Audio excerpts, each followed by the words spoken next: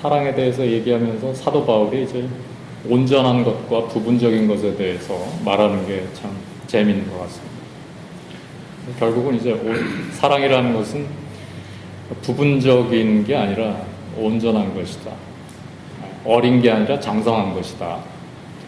어떤 큰 하나됨과도 연결이 되지 않을까, 이런 생각을 하게 됩니다.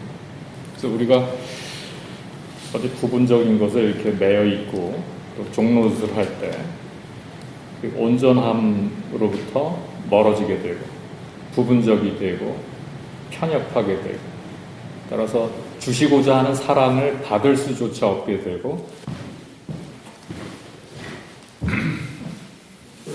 어떤 예수 그리스도가 이루고자 하시는 이 온전한 하나됨을 떠나서 이 사랑이라는 것 자체가 불가능해져 버리는 이런 결과를 갖게 되는 것 같아요.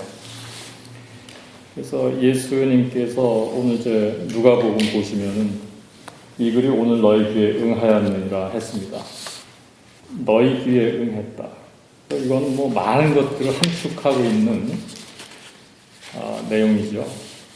그래서 주의 성령이 내게 임하셨으니 이렇게 시작되는 이사야서의 어떤 연장선상에서 말씀하는 것이고, 이 글이 사실 너희에게 응했다라고 하는 이런 깊은 뜻이 담겨 있는 말씀이에요. 결국은 이 얼마나 감격스럽고 기쁜 소식입니까? 근데 이분들의 반응이 왜 이런가? 그들이 다 증언하고 그 입으로 나오는 바 은혜로운 말씀을 놀랍게 여겼다고는 돼 있는데 그 다음에 이상하게 나간단 말이에요. 이 사람이 요셉의 아들이 아니냐. 그러니까 큰 걸 보지를 못하는 거죠. 조그만 것에 사로잡혀 있어요. 자기들의 편견, 선입관. 저 아버지도 내가 알고 어머니도 알고 형제들도 내가 다 아는데 요셉의 아들인데 무슨 소리야 저게? 이렇게 된 거예요. 그러니까 작은 것에 사로잡혀 있다. 그러다 보니까 이 글이 지금 그들한테 응했지만, 응했다는 건 다시 말하면 약속하셨던 대로 됐습니다. 그들이 기다렸던 그 메시아가 오셨고, 또 그 메시아와 더불어 약속되었던 성령이 오신 거예요. 궁극적으로 볼 때. 세상에 이런 복음이 어디 있어요?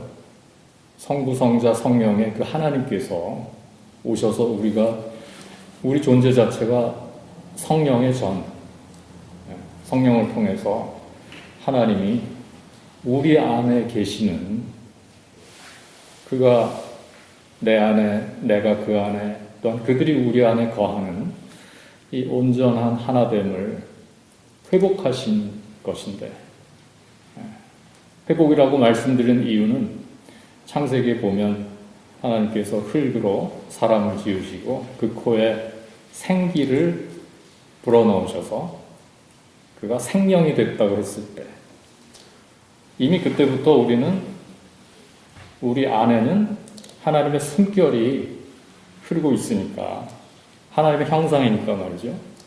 그가 내 안에, 내가 그 안에 있는 이런 온전한 원초적인 어떤 하나됨의 모습이 하나님의 형상이란 말이죠. 우리 인간이 그런 존재다. 그게 죄로 인해서 부서지고, 그러나 그 회복을 위해서 이제 예수님이 오셔서 말씀하시는 거예요. 이 글이 너에게 응했다. 근데 저거 요셉 아들이 아니냐. 성취된 약속을 받아들이질 않아요. 다 준비됐는데 거절을 합니다. 거절할 뿐이 아니라 그 동네 밖으로 내쫓고 낭떠러지에서 떨어뜨리려고 했다. 심지어. 왜 그럴까요? 이렇게 사로잡혀 있다는 게 이렇게 참 어리석은 것이다. 내가 아는 거, 저건 요셉의 아들. 내가 믿는 거, 나의 가치관이나 나의 어떤 믿음이나 그냥 아주 작은 건데 거기에 완전히 사로잡혀 있을 때 우리는 큰 걸 볼 수 없게 됩니다. 큰 걸 볼 수 없게 되고 누릴 수도 없게 되고, 그러니까 결국은 이런 거를 받아들여야 되는데, 응해야 되는데 그걸 못하게 되는 거예요. 우리가 부분에 사로잡혀 있을 때. 하나님이 다 주셨어요. 그러나 그 복음이 진정 복음되게 하는 것은 최종적으로는 또 우리 역할이 아주 중요하다는 거예요. 받아들여야 되니까. 그래야 이게 액티베이트 돼요, 복음이. 복음이 액티베이트 된다고 제가 표현한 이유는요, 제가 컴퓨터 생각이 나서 말씀드린 건데, 그러니까 컴퓨터 안에 지금 프로그램이 다 깔려 있다고 그럽시다.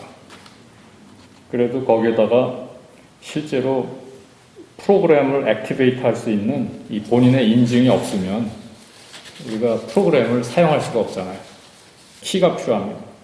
그래서 예수 그리스도의 이 복음이 그와 같아서 지금 뭐 우리가 사실 없는 게 없어요. 다 우리 안에 있단 말이에요, 지금. 컴퓨터 안에 프로그램이 죄다 깔려 있는 것처럼 우리 안에 이미 다 있습니다. 메시아가 오셨고 약속대로 또 그와 함께 성령이 오셔서 이 글이 오늘 너에게 응하였느니라. 다 된 거예요, 이건. 이미 다 이루어져. 마지막으로 하나 더 필요한 게 있는데 이게 키를 넣어야 돼. 본인 인증 절차인데. 근데 이 키도 사실은 주셨어요, 하나님이 우리한테. 여러분 손에 쥐어 있다고 그죠? 그 키가. 아닌 것 같아요? 이렇게 말씀을 드려볼게요, 이번에. 그러니까 예수님이 이 점에 대해서 이런 비유로 설명하셨습니다. 천국은 마치 자기 아들을 위하여 혼인잔치를 베푼 어떤 임금과 같대요.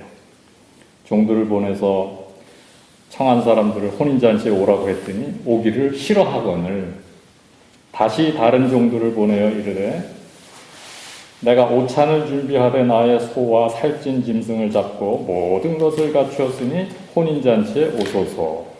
그랬더니 사람들이 돌아보지도 않고, 그죠? 한 사람은 밭으로 가고 한 사람은 사업을 하러 가고, 또 어떤 사람들은 이 종들을 붙잡아서 모욕까지 했다. 이제 예수님이 이 비유를 그 마태복음 22장에도 이 기록이 있고 또 누가복음 14장에도 같은 내용이 있습니다. 똑같은 겁니다, 지금. 우리가 다 이렇게 초대를 받았고 또 만찬이 다 준비되어 있고 이 글이 오늘 너희 귀에 응하였느니라 하시는 말씀이 그런 뜻이에요. 예수가 오신 것은 초대입니다, 초대. 근데 응답은 우리가 해야 되는 거예요. 하나님이 잔치도 준비하실 수 있고 다른 건 다 하실 수 있어도 초대에 응하는 건 우리가 해야 되는 거예요. 응하는 건. 결국 이 키는 우리가 들고 있단 말이야. 초대장은 우리 손에 있는 거예요. 근데 왜 망설이는가? 그러니까 아이들 짓거리 하느라고 그렇죠. 아이들 짓거리. 아까 어려서 그렇다는 얘기 했잖아요. 조그만 거. 이거 뭐 별것도 아닌 장난감 같은 거 이렇게 있어요. 그거를 해야 되는 거예요. 그러니까 큰 게 안 보이죠, 그러면. 아무리 좋은 걸 주셨어도 나한테는 지금 이게 훨씬 더 중요한 거예요. 그러니까 뭐 사업하러 가고 뭐 하러 가고 그러면은 이 죄인의 상태가 어떤 겁니까? 작은 것이 큰 것을 가리고 있는 상태. 지극히 작은 것들에 눈이 멀어서 큰 것을 보지 못하는 상태. 저거 요셉 아들이잖아, 저거. 이런 상태. 그러니까 우리가 이런 얘기를 통해서 그 나사렛 사람들만 탓할 게 아니라 우리한테는 그런 게 뭐가 있는지 한번 돌아봐야 되겠죠. 그러니까 이번 주에 한번 곰곰 생각해 보시라고요. 이게 굉장히 답답한 노릇이고 참 어리석은 거다. 그래서 사실 예수 그리스도의 구원의 복음이라는 것은 온 천하에 활짝 열려 있습니다. 그런데 정작 다들 이렇게 자잘한 것들에 눈이 멀어 있어가지고 정작 그걸 누리는 사람은 얼마 안 돼요. 그래서 엘리야 시대에 온 땅에 큰 흉년이 들었을 때 과부들이 많았었지만 딱 하나, 시돈 땅에 사렙다 과부 하나만 구원을 얻었다는 얘기예요. 그리고 엘리사 때 또 이스라엘에 나병 환자가 많았는데 그 중에서 하나도 남을 못 받고 저 이방인 수리아 사람 나아만이라는 그때 군대 장관이 그 사람 하나가 구원을 얻었지 않냐. 예수님이 지금 이 말씀하신 겁니다. 다들 눈이 멀어가지고 조도 못 받았는데 이런 거다 이게. 원래 이런 거. 그러면 이런 얘기를 해주시면은 동네 사람들이 내 모습이 그런가 하면서 돌아봐야 되는데 오히려 화를 냈다. 예수님을 동네에서 쫓아내고 심지어 죽이려고까지 한 거예요. 낭떠러지로 해서 밀으려고 했다니까 뭐 죽이려고 그런 거지 뭐. 그래서 이게 하나님이 참 크신 하나님이고 우리에게 참 큰 거를 그렇게 주고 싶어 하시는데 이렇게 조그만 것들에 사로잡힌 인간들이 이걸 조도 못 받는 거야. 조도 못 받는 거예요. 얼마나 답답한 노릇이에요 이게. 거절을 해요. 돌아보지도 않아. 그러니까 예수님 마음이 얼마나 답답했을까. 이 날만 그랬던 게 아니잖아요. 예수님 그 공생애를 보면은 가는 데마다 이런 사람들이에요. 또 그때만 그랬냐? 지금도 마찬가지예요. 지금도. 결국 마지막에 십자가에서 못 박혀 죽으시는 거예요. 안 받겠다는 거지. 좋은 걸 줘도 싫다는 거예요. 오히려 죽이려고 그러고. 그러니까 예수님이 답답한 마음으로 십자가에서 기도를 하십니다. 용서해 주시라고. 저들이 자기들이 하는 일을 알지 못한다고 그러면서. 그러니까 좋은 걸 줘도 안 받겠다고 저러는데 자기들이 하는 짓을 알지도 못한다는 거예요. 그러니까 이 정말 좋은 걸 주고 싶어도 줄 수가 없는 거. 잔치를 다 준비하고 초대해도 오지도 않는 거 말이죠. 다 준비해놓고 키까지 줬는데 본인이 인증을 안 합니다. 끝까지. 그러니까 누리지 못해. 이 지극히 작은 것에 매달려 있는 이러한 모습들을 사도 바울이 또 고린도 교회에서 보게 됩니다. 그러니까 당시에 뭐 방언의 은사가 있는 사람, 뭐 예언의 인사가 있는 사람, 이런 사람들이 이제 있었는데 그 사람들로 인해서 오히려 교회 안에 어려움이 있었단 말이에요. 그 작은 것에 사로잡힌 거지, 그 사람들. 그 딴 걸 못 보는 거예요. 그죠? 나한테 이런 게 있다. 넌 없잖아. 이런 거야, 지금.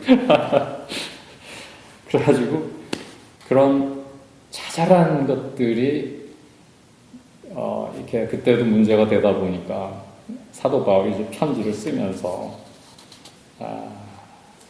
사랑은 그게 아니다. 사랑은 그렇게 부분적인 게 아니에요. 사랑은 온전한 거다. 자꾸 뭐 방언한다, 예언한다 그러지 말고 이 큰 것을 봐야 된다. 그러니까 이제 복음의 관점 안에서 사도 바울이 얘기를 하는 거죠. 그러니까 사랑도 결국은 우리가 이 큰 예수 그리스도의 이 복음, 우리를 그 궁극적인 커다란 하나됨으로 초대하시는 이 복음의 관점에서 우리가 사랑을 이해해야 되거든요. 그러니까 내가 누구를 사랑한다고 했을 때는 이미 구분이 된 거예요. 내가 누구를 사랑하긴. 인간이 어떻게 사랑을 합니까?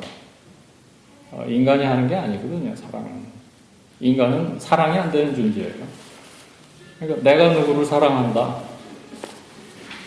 이때부터 이미 부분과 부분이 나눠지는 것이고 떨어져 나가고. 그러니까 우리가 온전한 하나됨 안에서의 이 사랑을 이루어야 된다는 거예요. 사랑은 온전한 거다. 그러니까 예수 그리스도께서 우리를 사랑하셔서 이 세상에 오셔서 그 궁극적이고 영원한 하나됨 안에 있을 때에 사랑이 되는 것이다.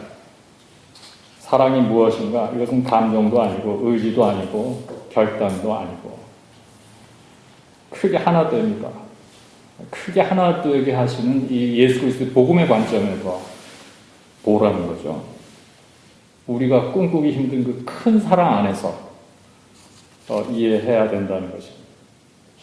사랑에 대한 그 부분적인 이 모든 것들을 나열을 하긴 하지만 이거 갖고 안 되기 때문에 사도 바울이 이 부분적인 모든 것들을 넘어 지금은 희미하게 보이는 이런 차원이 아닌 정말 온전하고 영원한 큰 사랑에 대해서 추가로 이후에 설명을 하시는 겁니다.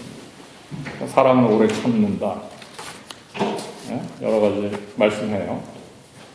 사랑은 온유하고 시기하지 않고 자랑하지 않고 교만하지 않고 무례히 행하지 않고 자기 유익을 구치 않고 성내지 않고 악한 것을 행치 않고 불의를 기뻐하지 않고 진리와 함께 기뻐하고 모든 것을 참고 모든 것을 믿으며 모든 것을 바라고 모든 것을 견디는다. 이걸 우리가 부분적으로 해석하면 안 돼요. 그러면 오래 참으면은 그건 다 사랑이에요? 그럼? 사랑 아닐 수도 있죠. 참지 말아야 되는 것을 참으면 상대방을 망칠 수도 있는 거예요. 하나하나를 다 우리가 논하지는 않겠지만 여기 사도 바울이 나열한 이 모든 것들은 어떤 예수 그리스도의 이 크신 하나됨의 그 복음의 관점에서 이해를 하고 이 온전함 이 관점에서 봐야지 내가 오래 참으면 그게 사랑이다. 모함 사랑이다. 그거는 등식이 성립이 안 됩니다. 결국은 그가 내 안에, 내가 그 안에 있으면 사랑이 오는 거예요. 우리가 서로 그 사랑 안에 있음으로 하여 그 사랑이 흐르는 거지. 내가 사랑하는 게 아니죠. 그러니까 우리가 예수 그리스도의 이 복음의 핵심을 항상 놓쳐서는 안 됩니다. 그 큰 하나됨 안에 있는 사랑이에요. 사랑을 해도 그건 내 사랑이 아니에요. 내가 성령이 전이면 나한테서 나오는 그 사랑도 성령의 사랑이지 어떻게 인간의 사랑이 될 수 있겠어요. 그래서 사랑은 부분이 아니다. 사랑은 온전한 것이다. 그 온전함은 예수 그리스도의 복음의 핵심인 이 궁극적인 하나됨과 관계가 있다. 그분이 이루신다. 우리를 통해서. 그분이 사랑하신다. 그분의 사랑과 나도 그 사랑 안에 있고 그도 그 사랑 안에 있고 우리가 그 안에 있고 그가 우리 안에 있어요. 그래서 우리가 이런 복음의 관점으로 사랑을 이해하지 못할 때 조그만 것에 붙들린 사랑, 조그만 것에 집착하는 사랑, 그러면 큰 사랑을 우리가 누릴 수가 없습니다. 예수 사랑이 아니에요. 그래서 한 부분을 붙잡고서 그게 옳다고 고집을 부리게 되고 그걸 붙들고 놓질 못하고 다 가지고 있으면서도 누리지 못하는 이 맹인이 된다. 그래서 이렇게 부분에 사로잡혀서 큰 하나됨을 거절하고 있는 죄인의 실상, 그것을 이제 고향 사람들한테서 보고 그 고린도 교인들 그 말썽 피우던 사람들한테서 보는데 이거는 이제 우리 삶에서도 잘 나타납니다. 지난주에 제 지인 하나가 글을 보내줬는데요. 서울 모처에서 작은 주점을 운영하는 어떤 분의 글이에요. 이분이 월요일에는 보통 장사가 안 된다네, 주점이. 그래도 한 1시쯤에는 문을 연대요. 그래서 이제 그날도 1시쯤 문을 열었는데 3시쯤 손님이 들어왔대요. 처음 온 손님인데 젊은 친구들을 소주와 안주를 시키면서 하는 말이 좀 오래 있어도 되겠냐고 그러더래. 그러라고. 또 와이파이 되냐고. 와이파이 저거 좀 알려달라. 그래서 줬대요. 그랬더니 혼자 술을 마시면서 계속 핸드폰을 하더라는 거야. 그 이제 시간이 오래 지났나 봐요. 그동안 이제 소주를 4병을 마시고 이제 깜깜해져 갖고 문 닫아야 되는데 이제 계산 좀 해달라고 얘기를 했더니 지갑에서 카드를 꺼내주는데 가서 해보니까 한도 초과가 나오더래. 다른 카드 없냐고 그래서 그 받아서 했더니 이것도 또 안 되는 거예요. 그래서 현찰은 없냐 그랬더니 없다 그러더래. 그러면서 하는 말이 신고하시라고 그러더래. 근데 예우도 바르고 반듯해 보이는 청년이라 뭐 4만 원 가지고 신고하기는 그렇고 그래가지고 이제 대화를 했는데 시골에서 온 청년인데 요즘 일거리도 없고 그러다 보니까 집안에 먹을 것도 떨어지고 또 가스도 끊어버렸고 날씨는 추운데 요즘 막 밖으로 그냥 정처 없이 걷다가 이 집에 들어오게 됐다는 거예요. 들어와가지고 이제 술을 이제 그냥 무턱대고 시켜 먹은 거야. 근데 얘기를 듣다 보니까 고향에 부모님도 계시고 뭐 충분히 거기서 같이 농사를 지을 수도 있고 이런 사람인데 그러고 있는 거예요, 서울에서. 그래서 아유 그 고생하지 말고 그냥 고향 내려가라고 젊은이니. 네? 그랬더니 자기가 참 몹쓸 놈이래요. 자기가 불효자라고 그러면서 사실은 2년 동안 아무 연락도 없이 지냈다는 거예요, 부모님하고. 그래가지고 그러지 말고 연락드리라고, 당장 전화드리라고 그랬대, 이 아줌마가. 그랬더니 머뭇머뭇 하더니요, 전화하더래요. 근데 아마 아버지가 받은 뭐 약간 이렇게 전화 소리가 약간씩 밖으로 들리고 그러잖아요. 너 어디냐고 막 그러면서 막 어떻게 지내냐고 막 난리가 난 거야. 뭐 이런저런 얘기 하다가 뭐 약간 좀 어렵고 그런 낌새가 느껴지니까 이제 아버지는 당장 내려오라는 거지. 막 내일 당장 오라 그러나 봐. 그랬더니 뭐 정리할 것도 있고 그래서 내일 당장 힘들다고 그러고서 이제 전화 끊더래요. 근데 이 친구가 이제 전화를 그게 한참 하더니 이제 눈물이 빌썽을썽하고 그러더니 이제 뭐 오열을 하더래요. 그래가지고 또 따뜻한 물수건을 만들어서 갖다 줬대. 이렇게. 근데 그렇게 하고 있는데 전화가 또 왔대요. 이 청년한테. 이번에는 엄마예요. 엄마가 전화를 했는데 막 큰 소리가 들리는 거예요. 전화통으로. 너 주소, 당장에 주소 내놓으라고. 내일 당장 아버지하고 트럭 몰고 올라갈 테니까 당장 내려오라. 그렇게 됐대요. 그리고 이제 그날이 지나고 다음날 누구한테 전화가 왔는데 그 아버지가 전화를 하셨는데 지금 다 정리해가지고 제천으로 내려가는 길이라고. 너 너무너무 감사하다고. 아들이 이제는 다시 부모님 곁 떠나지 않고 같이 그렇게 살면서 농사도 짓고 이제 그렇게 한다고 얘기했다고. 은행 계좌 좀 알려주시라고 4만 원 그거 보내드리겠다고 그러더라는 거예요. 조그만 거 자기한테는 전부지. 그 서울에서 뭐 자기가 뭘 하겠다고 그 고집 피우고 있는 게 지금 뭐 중요하죠, 자기한테는. 근데 그거밖에 모르는 거예요.